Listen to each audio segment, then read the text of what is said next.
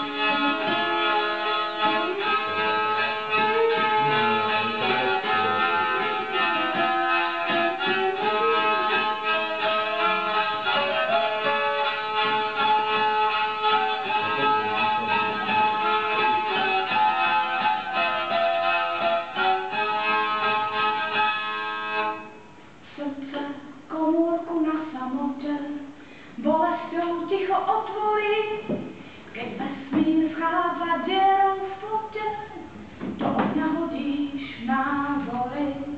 Hladí král hlavu na odklade, čas zavezuje na kolo, zelené hory večne mladé, na prosiach túria, čo bolo.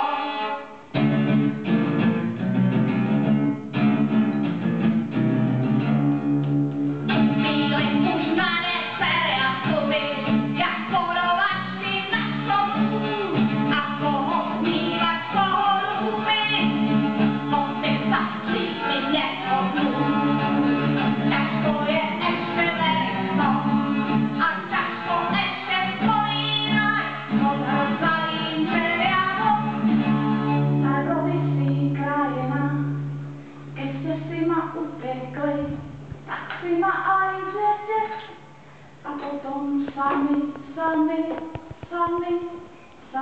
ostanete.